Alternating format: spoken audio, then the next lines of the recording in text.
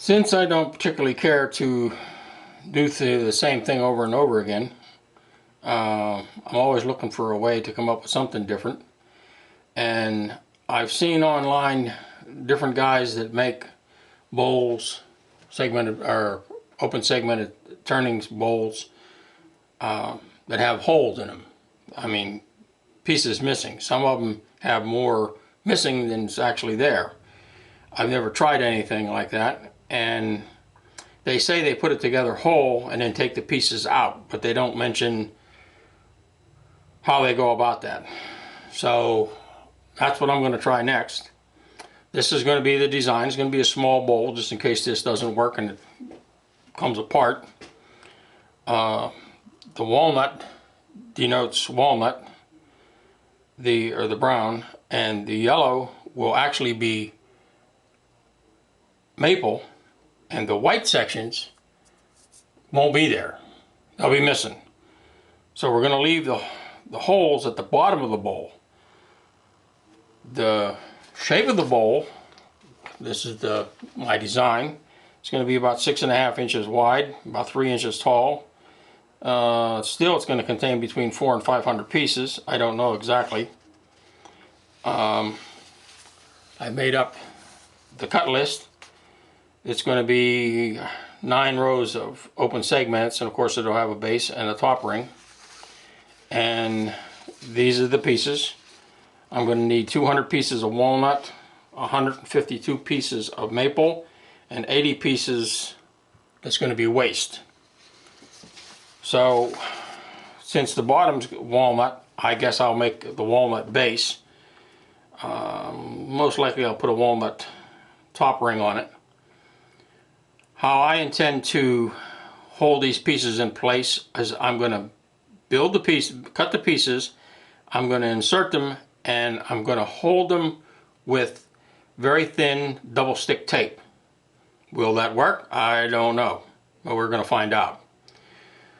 So then after the bowl will be complete, turned, sanded, and all that stuff ready to be put a finish on, we're going to probably have to drill one of the two of these out and then fish them all out of there and finish the inside. Most likely there'll be many changes along the way. So I'll get started by putting a waste block to a faceplate and creating the appropriate size base and glue it to the waste block, and we'll have to leave that dry till tomorrow. So we'll pick this up tomorrow. That's the base glued fast to the waste block. The base has been turned round. The diameter is 4 3/4. What I've done, I've taken 12 or 13 of these, laid them out, and I put 3 strips of double stick tape. Then as I need a piece, I just separate them, put the knife in there,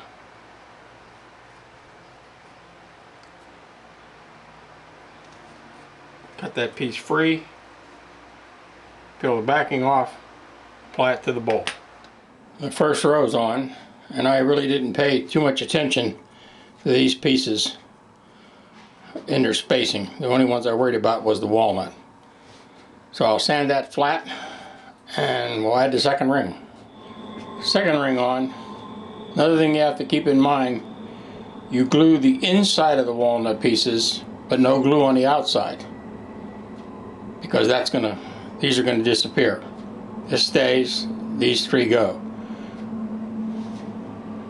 Now we'll do ring number 3. That's the third row on. I left these approximately 1/4 inch wider than what it calls for in the diagram to give me as much strength on the bottom here while I turn the top. Then that'll give us extra wood here to cut away. That's row number 4 on. Now normally I turn the inside of this bowl as I work my way out, but since these right in here are only held by tape, I'm not going to start turning the inside until I have at least a full row on here that's completely glued. And these maple with the black line on, that's just to remind me when it's in the jig, they get no glue. because this section right here will be removed. And that's the last one. It'll get no glue, no tape. So now we'll put on ring number 5. And then after the following ring, ring number 6, then I'll actually try to turn the inside and see if this thing stays together or falls apart. That's ring 5. From here on up, everything gets glued. That's row 6. Now we'll try and turn the part of the inside. See if it falls apart. Okay, that turned successfully. So we'll put on the last 4 rows. That's 7 rows on. That's row 8 on. The top ring is on. I'll leave that dry for 20 hours or so, and tomorrow we can turn it. The inside of the bowl has been rough turned, and as you can see, some of the pieces are already starting to break out. So I don't know if I can finish this or not, but we're going to keep going till something breaks. You can see the pieces here breaking out. This whole piece will come out. So I'll try to turn this down and we'll see what happens. There's the bowl with the pieces missing. I have a ring down in here. I have no idea how I'm going to try and get that out.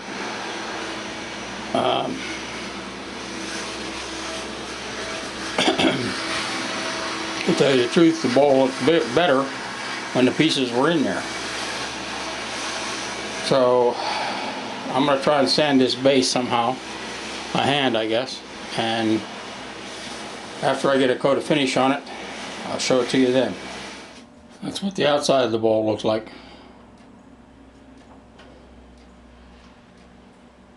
That's 3 coats of high gloss lacquer.